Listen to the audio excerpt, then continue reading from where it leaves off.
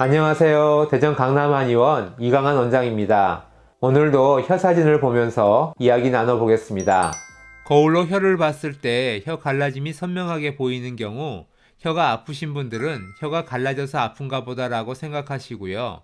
혀가 아프지 않은 분들은 갈라졌는데 왜 안 아프지? 라고 생각하십니다. 이렇게 혓바닥이 갈라지는 것을 균열설 또는 설열이라고 하는데요. 균열설은 우리 몸의 진액과 혈액의 순환에 이상이 있을 때 나타나게 됩니다. 마치 눈밭이 심하게 마르면 갈라지는 것처럼 우리 몸에서도 진액이 부족해지고 그로 인해 혈액순환에 문제가 생기면 갈라지게 됩니다. 그래서 혈기가 왕성한 젊었을 때는 잘 갈라지지도 않고 설사 혀가 갈라져도 아프거나 불편하지 않은 경우가 많지만 나이가 들어 몸에 진액이 부족해지는 시기, 즉 갱년기 시기가 되면 몸속 진액이 마르면서 갈라짐이 더 심해지게 됩니다.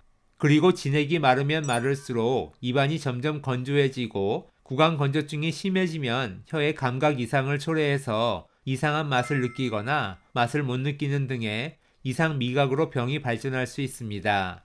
이러한 미각의 이상을 거치지 않고 바로 구강 점막 여기저기가 화끈거리고 아픈 구강 자결감 증후군으로 발전하는 경우도 많습니다. 처음에는 맵거나 짠 것 등 자극적인 음식을 먹을 때만 혀가 아프다가 나중에는 하루 종일 혀가 화끈거릴 수 있습니다. 한의학에서 혀는 우리 몸의 오장육부와 연결되어 있는 곳입니다. 그래서 혀가 갈라져 있는 곳을 보면 몸 어느 곳이 안 좋은 상태인지 알 수 있는데요. 첫 번째 혀 사진에서는 혀 앞쪽에 여러 개의 갈라짐이 보이는데요. 이 부분은 심장의 상태를 보여주는 영역이기 때문에 심장에 진액이 부족해지고 있고 그로 인해 심장이 과열되면서 약해지고 있다는 것을 알 수 있습니다. 두 번째 사진에서는 혀 가운데 부분도 갈라져 있는데요. 이 부분은 위장의 상태를 보여주는 곳이라서 이 부분이 갈라지고 노란 백태인 황태도 많이 보이는 분들은 위에 진액 공급에 문제가 있고 또한 혈액순환에도 장애가 있다는 것을 알 수 있습니다. 마지막 사진에서는 혀 갈라짐이 혀 끝에서부터 혀 뿌리까지 일자로 길게 갈라져 있는데요. 이런 경우 심장에서 복부를 지나 골반까지 내려가는 혈행과 진액의 공급에 문제가 있는 것을 보여주는 것으로 이런 분들은 척추에 문제가 있거나 불안장애나 역류성 식도염 같은 소화장애가 있을 수 있습니다. 또한 혀의 갈라짐은 진액과 혈액의 순환과 관련이 깊다고 말씀드렸는데요. 그래서 세 번째 사진 같은 경우 진액과 혈액의 순환에 장애가 발생해 기의 순환이 정체되고 약해져 혀 전체에 백태가 두꺼워진 것입니다.